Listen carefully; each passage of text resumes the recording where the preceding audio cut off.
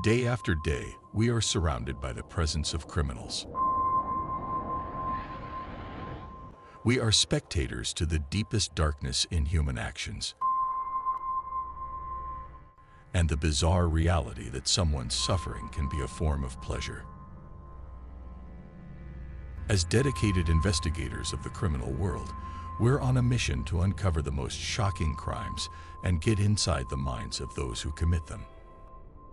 I am Luke, and today I bring you another unreal true crime.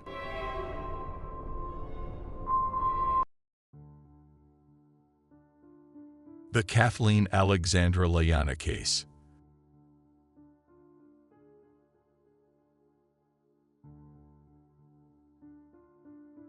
Guayaquil, the capital of the Guayas province, is one of the largest cities in Ecuador. Located on a peninsula by the Guayas River, it serves as the country's commercial hub. Known as the gateway to the Pacific beaches and the famous Galapagos Islands, Guayaquil is also a major port and center for imports and exports. It's the second most populated city in Ecuador, after Quito, with a rough estimate of 2.7 million inhabitants. Approximately 400,000 of these residents live in Guasmosur, one of the informal neighborhoods in the southern central part of the city. Guasmosur is considered the poorest neighborhood in Guayaquil. It struggles with overpopulation, poverty, and frequent criminal activities. Most of its current inhabitants are migrants from rural areas who moved to this urban but isolated part of Guayaquil seeking better employment opportunities and an improved quality of life. The majority of the buildings in Guasmosur are made of blocks, yet some houses are constructed with wood, cardboard, and other common materials. The area was named Guasmo because of the once abundant tropical trees of the same name, which were later felled to pave the way for urban development and local industries. In 2018, 19-year-old Kathleen Alexandra Layana resided in Guasmosur. Her residence was owned by Ramiro Altamirano. According to him, it wasn't profitable to rent out one of his ground floor spaces for businesses, as tenants frequently failed and returned the keys. As a result, he decided to remodel the commercial space into a residential apartment. The first tenants arrived on August 9, 2018. A family consisting of a mother and her 4 children, with Kathleen Layana being the oldest daughter. He lived on the upper floor of the same building. Relatives and neighbors of Kathleen Layana described her as a calm girl with no signs of violent tendencies. By October 2018, Kathleen was working because she had applied for a university spot, which she unfortunately did not secure. Less than 5 kilometers away from Guasmosur lies Isla Trinitaria, an area crisscrossed by the perimeter road and also plagued with security issues. Isla Trinitaria has a predominantly Afro-descendant population, with many of their homes being built on illegally acquired land and constructed with cement and cane. In Isla Trinitaria, 21-year-old Veronica Jasmine Silva Ruiz lived in the southern part of the main port. Veronica Silva was studying systems engineering at the University of Guayaquil and was about to begin her second semester. She lived with her parents and siblings, being the youngest daughter of Alberto Silva and Maria Ruiz. Many claim that Veronica and Kathleen Layana had been friends since school days, but Veronica's mother was unaware of this relationship and did not know Kathleen. However, it's confirmed that both young women shared 2 things in common. They were neighbors and both knew Irbo Orks, a 20-year-old man. Maria Ruiz, Veronica's mother, also didn't know about the alleged romantic relationship her daughter had with Jer, who had also been Kathleen Layana's romantic partner.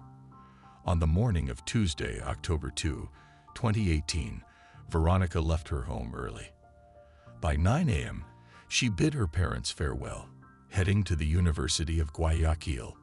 That was the last time they saw her alive.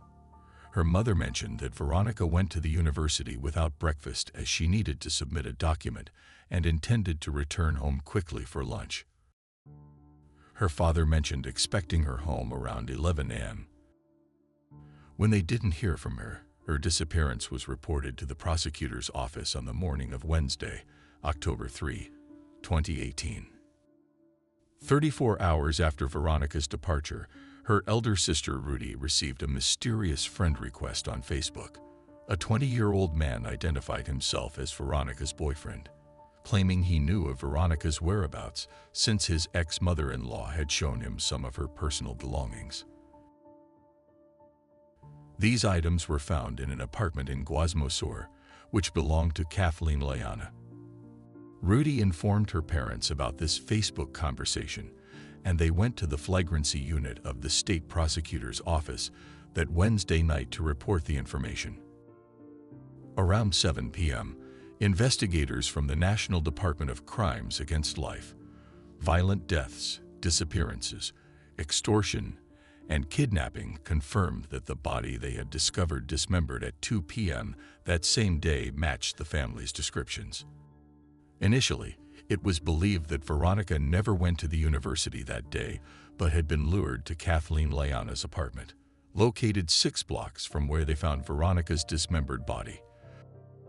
Layana allegedly called Veronica to gossip about her boyfriend, who had previously been Layana's partner and, according to Layana, was still secretly seeing her. Later, it was confirmed that Veronica did attend the university on the morning of October 2, 2018, as she had told her parents. This account was corroborated by a university professor and later shared with agents from the National Department of Crimes Against Life, Violent Deaths, Disappearances, Extortion, and Kidnapping when they were investigating the disappearance. Veronica Silva was last seen at the university with a young woman believed to be Kathleen Layana and a young man. Their identities could not be confirmed as the faculty's security cameras were offline. By the afternoon of Wednesday, October 13, 2018, Veronica Silva's body was discovered inside 2 black bags placed within plastic boxes on a tricycle in Guasmo Sur. Bystanders, upon discovering the human remains, alerted the authorities. The tricycle was seized for investigation. At 10:30 p.m. on Wednesday, October 3, Kathleen Layana confessed to the murder. "I cut her in half," she informed the police. Her account of the crime was harrowing. Kathleen claimed she had invited Veronica Silva to her home on Tuesday, October 2, under the pretext of gossip. In reality, she wanted to confront her about the relationship Veronica allegedly had with Kathleen's ex-boyfriend. The two were supposedly still seeing each other secretly, and he had proposed to Veronica. When Veronica tried to leave, Kathleen threatened her with a knife. Kathleen tied Veronica's arms behind her back with plastic and began strangling her with an electrical cord. According to Kathleen, Veronica pleaded to be let go. There were moments Kathleen would relent, only to tighten the cord again. At some point, Veronica attempted to grab a knife, resulting in a struggle on the floor where Kathleen eventually strangled Veronica to death. After the murder, Kathleen tried to dismember the body with a kitchen knife, but couldn't sever the head. She attempted to burn the face with alcohol, succeeding only in burning Veronica's hair and face. With family due home soon, Kathleen hid the body beneath her bed, covering it with stuffed animals and sheets. Disturbingly, she slept that night with Veronica's body still under the bed.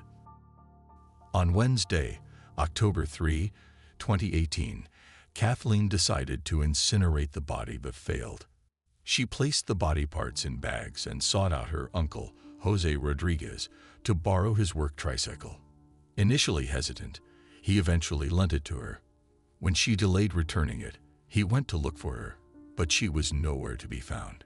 Kathleen later told him the tricycle had been stolen, but he discovered from colleagues that the police had confiscated it due to its involvement in a death. Kathleen also admitted to asking a passerby for help loading the heavy bags onto the tricycle.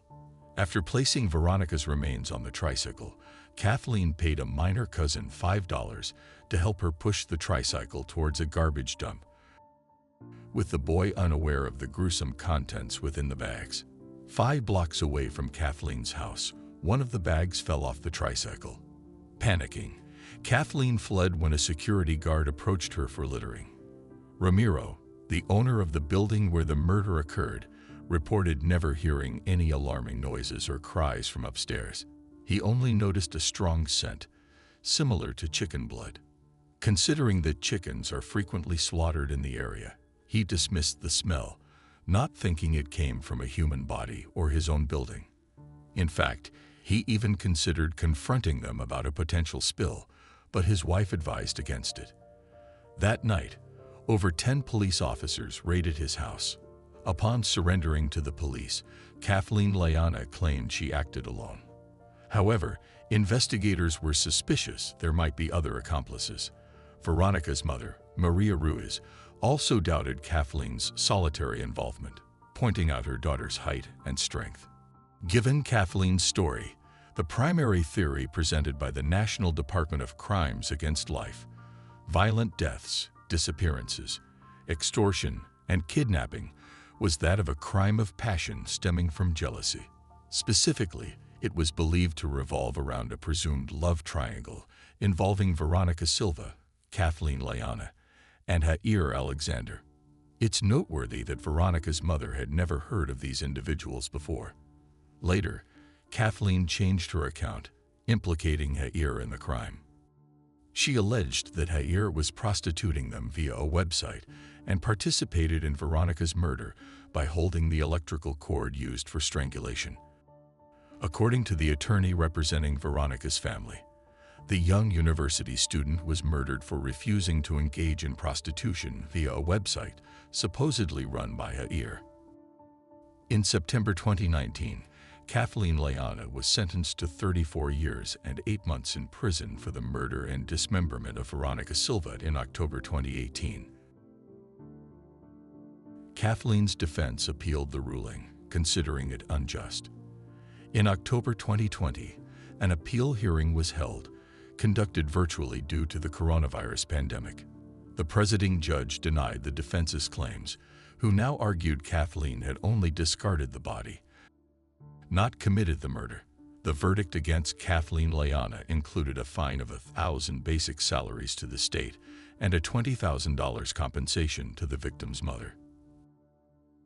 During a hearing at the prosecutor's General State Flagrancy Unit, Kathleen Layana's defense requested a psychological evaluation for their client and proposed for transfer to a psychological care institution instead of the Female Social Rehabilitation Center where she had been sent. The forensic clinical psychologist stated that Kathleen might exhibit psychopathic traits and signs of schizophrenia. However, since she acted with clear intent and conscience, she wasn't exempt from legal responsibility. She had meticulously planned everything, showing premeditation and malice when committing the crime. Before becoming the center of attention, Jair told the public prosecutor's office that he had known Kathleen Layana for 3 years and had a romantic relationship with her for 2 years. He mentioned ending the relationship due to her possessive nature, recalling an instance where she threatened him with scissors, warning him not to message any female friends. Jair also reported that on Wednesday, October 3, 2018, Kathleen called him asking if he had a machete. When he inquired about its purpose, she claimed it was to clear some shrubs outside her house. Later that afternoon, he received a message from Kathleen saying she needed to leave as someone was looking to kill her. This was the account Jair shared with the public prosecutor before becoming a prime suspect himself.